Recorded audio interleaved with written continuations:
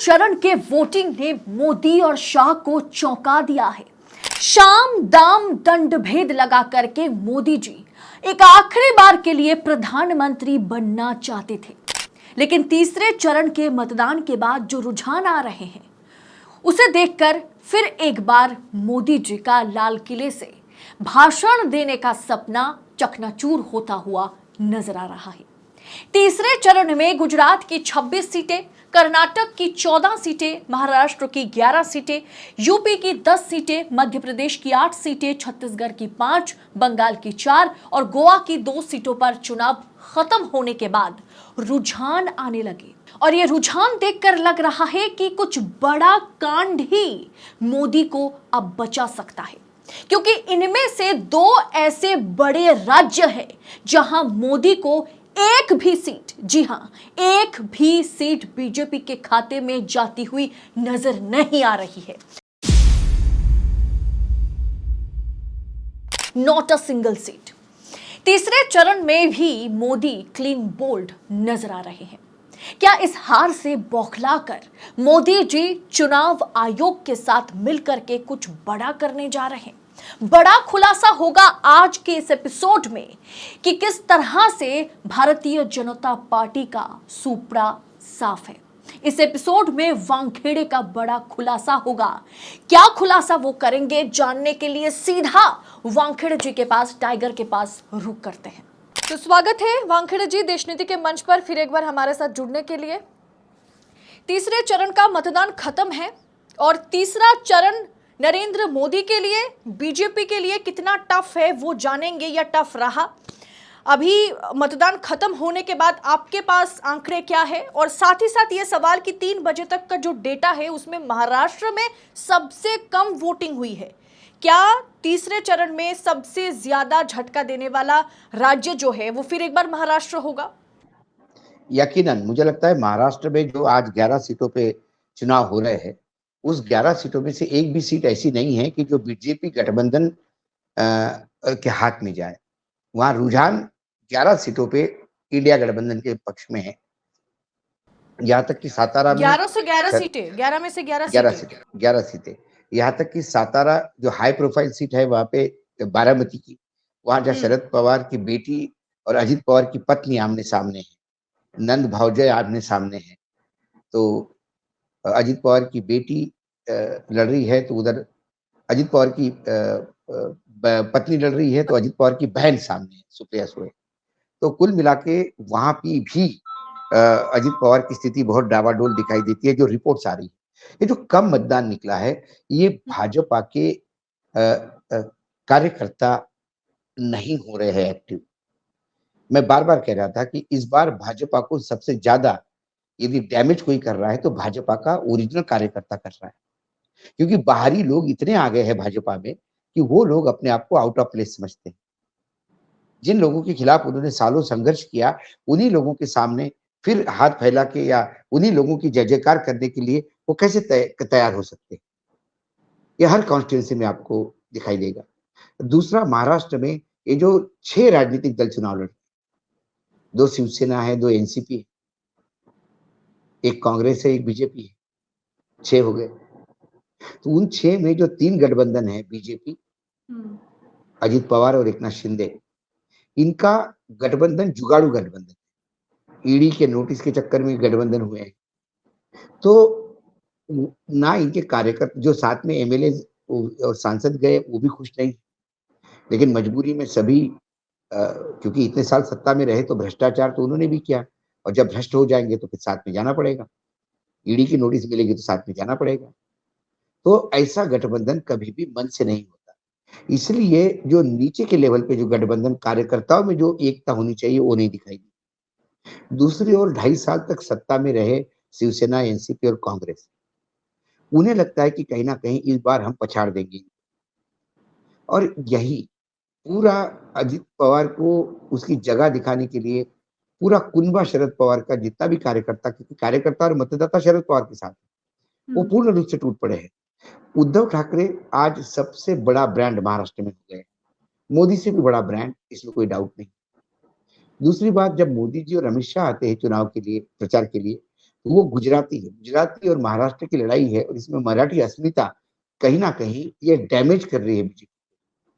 तीसरी बात, बीजेपी के जो सारे दिग्गज थे, बड़े नेता, जिन्होंने महाराष्ट्र में बीजेपी को डेवलप किया, पश्चिम महाराष्ट्र में चंद्रकांत दादा पाटिल ने किया, या पूरा खानदेश से लेके विदर्भ में या by and large Eknath Khadse ने बहुत काम किया, गोपीनाथ मुंडे, प्रमोद महाजन, नितिन गडकरी, ये लोग थे।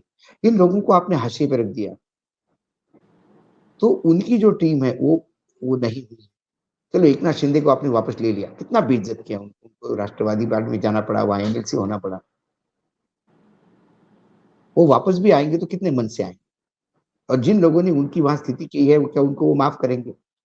ऐसे कई फैक्टर्स है जिससे पूर्ण रूप से ऐसा लगता है आज का पूरा 11 सीटों का लॉट, इसमें मुझे एनडीए गठबंधन के लिए, खासकर बीजेपी और गठबंधन बाकी पार्टियों के लिए कुछ खास दिखाई नहीं दे रहा।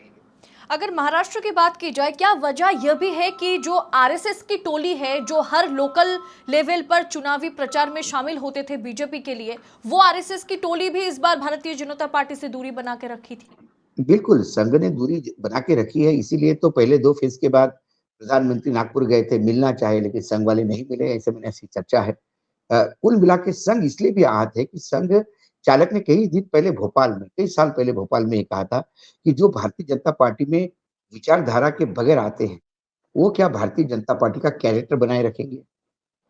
ये जो सत्ता में रहने के लिए जो आप तोड़-जोड़ करके जो पार्टियों में विलीन कर रहे हो, दूसरे पार्टी को लोगों के अपने पार्टी में लेते हैं, वो तो जिंदगी जिनने कांग्रेस की निकाली, जिंदगी भर जो शिवसेना का रहा, वो भाजपाई कैसा हो सकता है? जिंदगी भर जो कम्युनिस्ट रहा, वो एकाएक कैसा भाजपाई हो सकता है? वो डर के मारे आया, वो कुछ लालच में आया, और जो लालच में आता है वो बड़ा लालच मिलने पे फिर चला जाएगा, तो फिर वो आपका कहाँ हुआ? जिन्होंने जिनको बनाया उनके नहीं रहे। जिस अजित पवार को उंगली लेके राजनीति करना सिखाई और इस जगह पे लाए, उस शरद पवार के वो नहीं हुए तो बीजेपी के कैसे होंगे? सवाल ये है। तो महाराष्ट्र के 11 में से 11 सीटें अगर गई तो ये तो बड़ी बात है ही। उसके अलावा यूपी की 10 सीटों पर चुनाव रहा, वहां भी जो वोट परसेंटेज है वो कुछ खास है नहीं। संभल में हमने देखा किस तरह से मुस्लिम वोटर्स को खदेड़ा जा रहा था, पुलिस जो है, खदेड़ा यूपी जा रहा पुलिस था, वोट डालने समाजवाद नहीं दे मतलब रही ये थी। एक गुंडा राज है और ये पुलिस के सामने हो रहा है। गुजरात में आज प्रधानमंत्री वोट डालने गए, पूरे रोड शो करते हुए गए। ये कितना बड़ा वायलेशन है। चुनाव गुजरात आयोग चुप में है। गुजरात में कुछ वीडियोस आए हैं जहां बूथ के बाहर भगवान राम का बड़ा कटआउट लगा रखा है। क्या चुनाव आयोग इसकी परमिशन देता है? सवाल ये है। प्रधानमंत्री, गृह मंत्री वोट डालने जा रहे हैं और बकायदा एकदम रैली के साथ, वहां पे समर्थक है, वहां चुनाव चिन्ह है और बाहर ऐसे झंडे हैं, श्री राम बीजेपी का के कटआउट झंडे लगा हैं, हुआ है। तो एक तो प्रकार का प्रचार ही हुआ ना। तो प्रचार बंद होने के बाद फिर लेवल प्लेइंग फील्ड दो ना आप। यही मुलायम सिंह, यदि अखिलेश ऐसे ही जाते तो क्या आप उसको परमिशन देते? आप बैन करवाते तुरंत। तो ये निष्पक्ष कहाँ है? चुनाव आयोग तो भारतीय जनता पार्टी का एक प्रकोष्ठ बन चुका है। क्या चुनावी हार का डर है? क्योंकि अगर हमारे पास आंकड़े आ रहे हैं तो आंकड़े तो उनके पास भी पहुंच रहे होंगे, उनका भी यकीनन, इंटेल तो यही कह यकीनन। रहा होगा। ये देखिए, आपको क्या लगता है कि प्रधानमंत्री नरेंद्र मोदी जी और अमित शाह जी के पास कोई सूचना नहीं थी? इंटेलिजेंस की सूचना नहीं थी? उनको मालूम था 2024 का चुनाव बहुत मुश्किल होगा, सरकार बनाना मुश्किल होगा, इसलिए 400 का नारा देके उन्होंने एक उत्साह बनाए रखा। उसके बाद जब इलेक्शन सर्वोच्च न्यायालय ने चुनाव आयोग में नियुक्ति को लेके एक व्यवस्था दी, संविधान पीठ ने उसको नकारते हुए एक कानून लेके आए। क्यों सर्वोच्च न्यायालय के मुख्य न्यायाधीश से इतनी एलर्जी है प्रधानमंत्री जी? 2 कैबिनेट मंत्री, प्रधानमंत्री और एक उनके मंत्री और विपक्ष का नेता, ये कहां से बैलेंस होगा? ये तो क्लियर कट सरकार ने, फिर ये तो फॉर्मेलिटी है। आप विपक्ष के नेता को लो ही मत ना, आपको तो उसी को अपॉइंट करना है।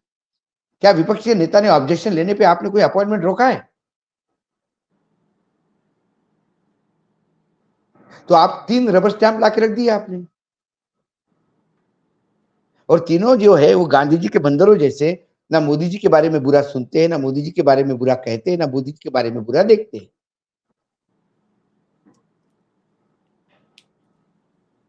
लेकिन मैं आश्वस्त क्यों हूं इसके बाद भी?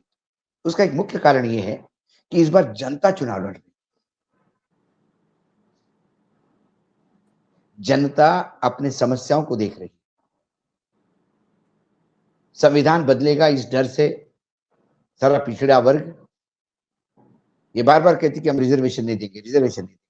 लेकिन जिस हिसाब से प्राइवेटाइजेशन मतलब रिजर्वेशन देंगे, हम रिजर्वेशन के लिए है, ये क्यों करना पड़ रहा है बार-बार आपको? क्योंकि आपका बोलना और काम करना ये अलग है।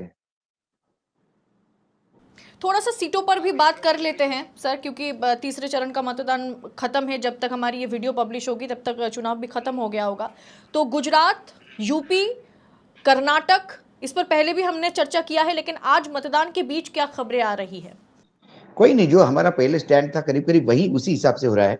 लेकिन यूपी में जिस हिसाब से कम मतदान हुआ और पिछली बार जब हमने बात किया था उसके बाद जो 2-3 जगह पे मायावती ने अपने उम्मीदवार बदले हैं, वो बीजेपी को मदद करने के लिए बदले। ये मायावती से उम्मीदवार बदलवाना या ये सब करना, ये इस बात का ही रेखांकित करता है कि बीजेपी बहुत बैकफुट पे है। तो महाराष्ट्र का मैंने कहा, गुजरात में भी 2-3 सीट पे बहुत ज़्यादा फाइट है वहाँ। बनासकांठा में फाइट है, साबरकांठा में फाइट है, भरूच में फाइट है, जामनगर और आनंद में फाइट है। इन सीटों पे अभी भी फाइट है वहाँ पर। और गुजरात में यदि कांग्रेस 1 सीट जीत लेती है और आम आदमी पार्टी 1 सीट जीत लेती है, तो भी ये दोनों गुजरातियों के लिए बहुत बड़ा संकट होगा कि अपने गृह राज्य में पूरा का पूरा स्वीप नहीं कर पाए 25। 2014 का रिकॉर्ड किसी हालत में किसी राज्य में मेंटेन होता दिखाई नहीं देता। अब ये जो टैली घटेगी, वो इसलिए घटेगी कि वो देखना है कि सबसे ज्यादा डैमेज कहां से होता है, यूपी में होता है या सबसे ज्यादा डैमेज महाराष्ट्र में होता है। यूपी के लिए भी कहा जा रहा है कि 2019 के तीसरे फेज में जितनी भी सीटें बीजेपी जीती थी, उनमें से कुछ सीटें 8 से 10 सीटें ऐसी हैं जहां पर भारतीय जनता पार्टी का मार्जिन बहुत कम रहा। मतलब 181 भी वोटों से ज्यादा जीती थी, ऐसे भी सीट हैं। मैंने कहा ना, इस बार कई समीकरण है। इस बार अखिलेश ने भी बहुत जातीय समीकरण को देखते हुए दिए। मध्य प्रदेश जहां उन्होंने 29 में से 28 सीटें ली थी, वहां इस बार 4-5 सीटें और आ सकती है कांग्रेस को। तो जहां मैक्सिमम मध्य प्रदेश, छत्तीसगढ़, राजस्थान, यहां यदि आपको 2-2, 3-3 सीटों का भी नुकसान हुआ, गुजरात और महाराष्ट्र में 20-22 सीटों का नुकसान हुआ, और फिर गुजरात यूपी में 4-5 सीटों का नुकसान हुआ। बंगाल में लोग कहते हैं कि 10 सीटें बड़ी मुश्किल से आएगी, 18 सीटें थी, वहां 8 सीटों का नुकसान। बिहार में जेडीयू के साथ जाने से नुकसान ही हो गया बीजेपी का। बीजेपी शायद पूरी की पूरी सीट पे लड़ती तो ठीक ठाक सीटें आती, थोड़ी बहुत इज्जत बच जाती। तो ये जो नुकसान है ये भरेगा कहां से? ये नुकसान भरता दक्षिण भारत से। लेकिन दक्षिण भारत में एक जगह राज्य था आपका कर्नाटक, जहां आपने स्वीप किया था, वहां रिवर्स स्वीप हो रहा है। वह कांग्रेस स्वीप कर रही है, क्योंकि पिछली कर्नाटक विधानसभा की हार, उस हार के डिप्रेशन से अभी कर्नाटक का यूनिट निकला ही नहीं। आपस में अभी भी आरोप प्रत्यारोप का दौर चल रहा है। तो करेंगे क्या? और एक एक चरण में जब आप नीचे नीचे जा रहे हैं तो फिर वो बौखलाहट बढ़ रही है। इसलिए प्रधानमंत्री जी को कहना पड़ रहा है कि कांग्रेस वापस आई तो राम मंदिर पे फिर ताले लगा देंगे। ये धार में उन्होंने कहा। बताइए आप, जिस कांग्रेस पार्टी ने ताले खुलवाए हो, राजीव गांधी के समय ताले खुलवाए गए थे, वो ताले लगवा देंगे। और ये कोई सरकार का डिसीजन थोड़ी था राम मंदिर बनाना, ये सर्वोच्च न्यायालय का निर्णय था। तो निर्णय के खिलाफ क्या करेंगे? रिव्यू पिटीशन डालेंगे। क्यों डालेंगे? राम मंदिर बन गया, बन गया। सर्वोच्च न्यायालय ने बना दिया। स्मृति ईरानी का आज ही बयान आया, वो अयोध्या के सामने खड़े होकर के कह रही हैं ये जो मंदिर आप देख रहे हैं, अगर राहुल गांधी आ जाए, अगर कांग्रेस आ जाती है तो ये मंदिर का जो फैसला है इसे पलटा दिया जाएगा और बाबरी मस्जिद के लिए हो सकता है कि ये लोग कुछ पहल करें। क्या स्मृति ईरानी को भी अभी तक तो बात ये हो रही थी 400 पार 400 पार, आज तो वो 400 पार गायब है। स्मृति ईरानी की बात ना करे तो ज्यादा अच्छा है। जो कोर्ट में गलत एफिडेविट दे, जब उनके बेटी के होटल रेस्टोरेंट का जब मामला उछला था, छोड़ दीजिए। ये जितने भी एक्टर एक्ट्रेस है ना, इन्होंने फिल्म इंडस्ट्री में काम कर लिया। पत्रकार भी, अमन चोपड़ा भी इस पर ने बकायदा एक डिबेट शो रखा कि आप अमन बाबरी चोपड़ा मस्जिद का पत्रकार कब से हो शिलान्यास गए होगा। आदिति जी? अमन चोपड़ा यदि पत्रकार हो गए तो फिर हम पत्रकार नहीं। अमन चोपड़ा तो वो सरकार के दरबार के दरबारी हैं। हाँ, मतलब बात यही है, कहीं ना कहीं से उनको ये फरमान जारी कर दिया गया, शायद कई बीजेपी की ओर से कई बार यही डिबेट करना न्यायपालिका है। ने भी उनको फटकारा है।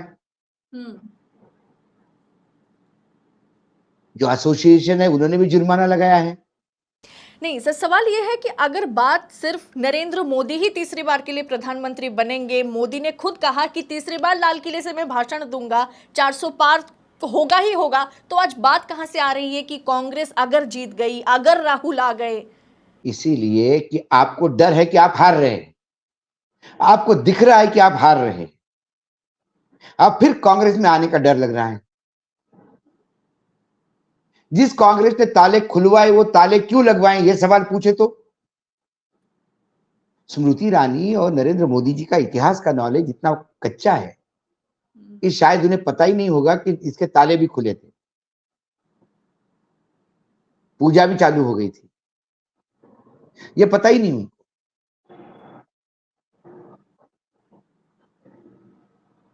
शायद अपनी हार को देखते हुए या हर एक फेज में 3 चरण निकल चुका है। ये तो मंदिर की बात हुई, इसके पहले कि आपके महिला के गले का मंगलसूत्र खींच के मुसलमानों को दिया जाएगा।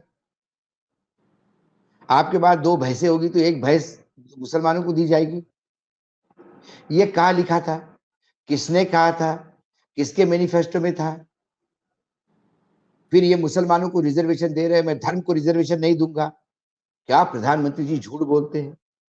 सारे देश में कहते हैं कि मैं धर्म के नाम पे रिजर्वेशन नहीं दूंगा, और आंध्र प्रदेश में जहाँ चुनाव लड़ रहे हैं वहां मैनिफेस्टो में कहा जा रहा है कि मुसलमानों को 4% रिजर्वेशन देंगे, मस्जिद के लिए 5,000 रुपए महीना देंगे, नूरी भाषा कॉर्पोरेशन के लिए 100 करोड़ रुपए साल के देंगे। कहाँ है प्रधानमंत्री? उस पर क्यों मौन है? प्रधानमंत्री बोल दे, यदि ये मैनिफेस्टो है तो हमारा मैनिफेस्टो नहीं, हमारे गठबंधन से कोई लेना देना नहीं है। अगर तीसरे चरण की बात करें तो 2019 में 94 में से कम 80 सीटें इंडिया गठबंधन के खाते में गई थी, और इसमें से अगर महाराष्ट्र की 11 सीटें चला जाए तो एक बहुत बड़ा नुकसान। मैं आपको आंकड़ा बताता हूं। बीजेपी के पास 74 सीटें थी जो आज तीसरे चरण में मतदान। जनता दल यूनाइटेड के पास 3 थी, शिवसेना के पास 2 थी, एनडीए के दूसरे छोटे छोटे गठबंधन उनके पास 2 थी, कांग्रेस के पास 3 थी, समाजवादी पार्टी के पास 2 थी, शरद पवार की एनसीपी के पास 2 थी, इंडिया गठबंधन के बाकी जो छोटे छोटे दल है उनके पास 4 थी, और अदर्स जो किसी गठबंधन में नहीं उनके पास 2 थी। ये है। तो इन जो 74 बीजेपी की खुद की आई थी, इस 74 में से 50 भी ला पाएगी कि नहीं बाद में, क्योंकि इनके पास जो आज जो सबसे बड़ा स्वीप करने वाला राज्य था वह है कर्नाटक, जहां इनके जो 14 सीटें थी करीब करीब 14 उनके पास थी।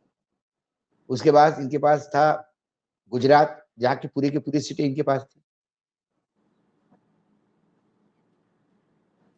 ये 2 राज्य भी मैं समझाऊं, 26 और 14, 30 40 सीट तो यही हो गई थी। बाकी 11 में से 11 महाराष्ट्र की, उसमें से 9 इनकी थी। 9 10 11 में से 2 निकाल दो तो 9 इनके पास थी। आज एक भी नहीं मिल रही है। तो 74 से ये 50 पे आ गए तो आश्चर्य नहीं होगा।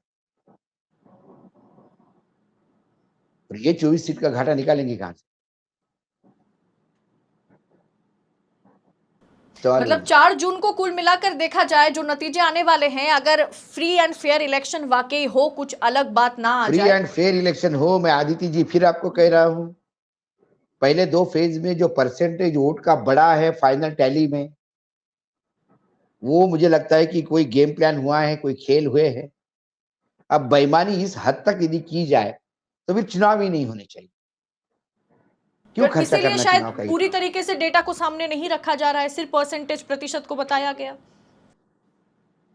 कम मुझे मुझे यही सूचना है, अभी कंफर्म थोड़ा करना पड़ेगा कि वो एक जो फॉर्म 74 या 72 होता है, वो 70। फॉर्म ये होता है, हाँ, वो ये होता है फॉर्म कि कितने मतदान इस बूथ पे हुआ है। हम्म। वो फॉर्म लोड करना होता है शाम को मतदान के बाद। वो लोडिंग प्रोसीजर ही बंद कर दिया गया है, क्योंकि उसी लोडेड फॉर्म से मतदान के दिन का बूथ टैली होता था। हम्म। उस दिन इतने वोट पड़े, अब इतने वोट कैसे?